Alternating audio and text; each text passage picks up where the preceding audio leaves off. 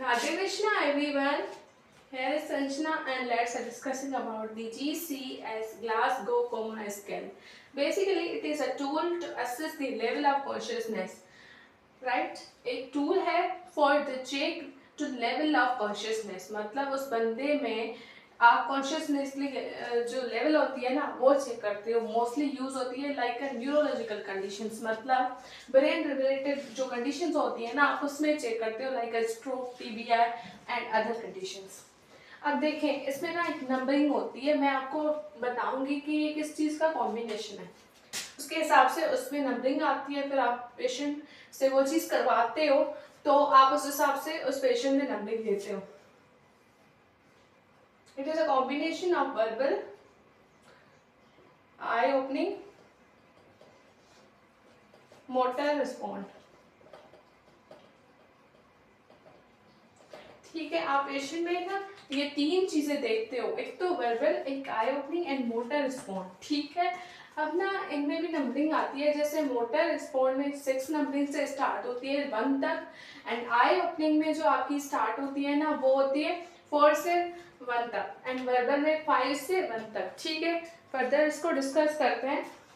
इस बात से समझे कि ठीक है जब आप न्यूरो वर्ड जाते हैं ना तो वहाँ पे जीसीएस परफॉर्म होता है. और किस तरह से करते हैं आप, मैंने ना 3 फैक्टर्स की बात की, eye opening, verbal and motor. Eye opening में क्या होता है कि आप जब देखिए नंबरिंग भी उस हिसाब से है. सबसे पहले 4 3 2 1. 1 पे तो ये है कि आपको वो बंदा ना रिस्पॉन्ड ही नहीं करेगा चाहे आप उसे बुलाओ या पेन वाली सेंसेशन दो. ठीक है, तो सबसे पहले आप ये समझे, ठीक है, सारे नंबर्स होते हैं ना, जैसे मैंने बताया कि मोटर में 6 है, ठीक है, और वर्बल में 5 है, आई ओपनिंग में 4 है, तो इनको मिला के इनका सारा स्कोर ना टोटल 15 बनता है. ठीक है, तो मैक्सिमम मतलब नॉर्मल बंदे में ना आपको 15 मिलता है. ठीक है, अब ना आई ओपनिंग की बात करते हैं तो देखें 4 जो है वो स्पॉन्टेनियस है, मतलब आप उस बंदे के पास जैसे ही जाते हैं वो आपकी आहट समझ के आंखें खोल लेता है. अब नंबर 3 पे है टू स्पीच. जब आप उनसे मतलब बात करते हो लाइक वो आंखें बंद करके बैठा है, ठीक है, या लेटा हुआ है, तो आप उनको जब बुलाते हो उसके नेम से उसे बुलाते हो तो वो आंखें अपनी खोलता है, तो ये आपके 3rd नंबर में आएगा. ठीक है, आप स्कोरिंग करोगे 3rd नंबर पे. अगर आप उस पेशेंट को लाइक पेन देते हो नेल बेड्स पे बेसिकली आप उसको प्रेशर अप्लाई करोगे. ठीक है, या फिर सुप्रा ऑर्बिटल जो प्रेशर है ना आप वो दोगे आई के बेसिकली ऊपर. जो सुप्रा ऑर्बिटल हमारा वो होता है ना एरिया होता है, वहाँ पे प्रेशर दोगे तो उसके जरिए अगर पेशेंट ने रिस्पॉन्ड दिया आई ओपनिंग की अपनी तो उसे आप 2 स्कोरिंग देते हो. और इसके बजाय अगर पेशेंट ने पेन से भी रिस्पॉन्ड नहीं किया, तीनों से रिस्पॉन्ड नहीं किया, तो आप उस 1 में कंसीडर करोगे. पेशेंट में ना वर्बल रिस्पॉन्स चेक करते हैं तो वो बोल सकता है या नहीं. ठीक है, उस हिसाब से आप उसकी नंबरिंग करते हो लाइक 5 नंबर आपका टॉप नंबरिंग है. जैसे नॉर्मली हमें कोई बुलाता है तो हम ओरिएंटेड होते हैं, हमें हमसे कोई पूछता है कि आपका नाम क्या है तो मैं फौरन से बता देती हूँ भाई मेरा नाम संजना है. ठीक है, तो आप ओरिएंटेड हो, उसी जगह पे आप फोकस्ड हो. ठीक है, और 4th नंबर पे आपके पास आ रहा है कंफ्यूज्ड, मतलब वो बंदा ना आपको कंफ्यूज्ड दिखेगा लेकिन आपसे बात करेगा लेकिन कंफ्यूज. जब आप उनसे पूछोगे कि आप कहाँ के रहने वाले हो, कहाँ से आए हो, आपका नाम क्या है, वो ना मतलब कंफ्यूज होगा. उसे बेसिकली वो अपने लफ्ज तो कह पाएगा लेकिन कंफ्यूज, उसे पता नहीं चलेगा. ठीक है, 3rd नंबर पे आप नंबरिंग दोगे उन उसमें जो बेसिकली वर्ड्स इनअप्रोप्रिएट जो है ना वर्ड्स बोलेंगे. अप्रोप्रिएट बेसिकली इनअप्रोप्रिएट जो वर्ड्स होते हैं लाइक मैं तुम, कंप्लीट सेंटेंस बना ही नहीं पाएगा, मतलब उस वर्ड्स का भी मीनिंग हमें समझ नहीं आएगा कहना क्या चाह रहा है बेसिकली. 2 नंबर पे आप उन पेशेंट्स में ना ऐसे समझे कि इनकॉम्प्रिहेंसिव साउंड. ठीक है, जैसे अब तो उसके वर्ड्स भी समझ में, वर्ड्स तो नहीं आएंगे लेकिन ना जब वो बोलने की कोशिश करेगा, जब हम उनका नाम लेंगे, उनसे कुछ पूछने की कोशिश करेंगे तो उसके ना एक साउंड सुनाई देगी हमें. और नंबर 1 उनको देंगे जब वो बिल्कुल ही रिस्पॉन्ड नहीं करेगा. ठीक है, टोटल रिस्पॉन्डिंग चेक करते हो. ठीक है, उसी हिसाब से आप स्कोरिंग देते हो. अब देखें 6 नंबर पे आपके पास 1st नंबर पे जैसे ऐसे कह सकते हैं कि 6 नंबर पे आपके पास आ रहा है फॉलो कमांड। जब आप पेशेंट से कहते हो ना कि आप ऐसे समझे, आप उससे कह रहे हो कि अपना हाथ सीधा करो ऐसे, तो वो अपना हाथ ना आपकी कमांड को फॉलो करते हुए डायरेक्टली सीधा करेगा, आपको ओबे करेगा, ठीक है। नंबर 5 पे आपके पास आ रहा है लोकलाइज्ड पेन। बेसिकली इसमें आप क्या करोगे, पेशेंट को ना पेन दोगे, localised pen like nail bed पे आप पेन देते हो या सुप्रा ऑर्बिटल यहाँ पे प्रेशर देते हो, ठीक है।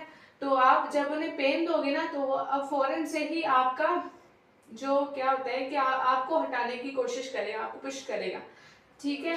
एंड 4th नंबर पे आपके पास आ रहा है, ऐसे जब नीचे जाते हैं ना तो लेवल्स थोड़ी सी कम हो जाती हैं।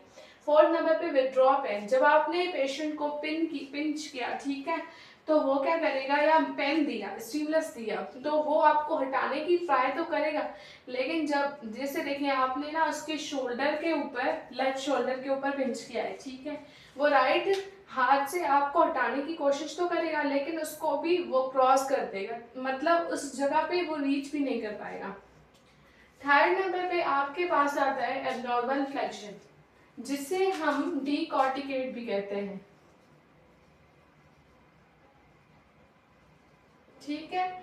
इसमें क्या होता है कि पेशेंट का ना पोस्चर इस तरह से हो जाता है, जब आप उसे पेनफुल स्टिमुलस देते हो ना तो उसने ना अपनी आर्म्स को बेसिकली चेस्ट की तरफ ले जाता है, और उसमें ना उसकी आर्म्स और रिस्ट की बेसिकली फ्लेक्शन हो जाती है, ठीक है।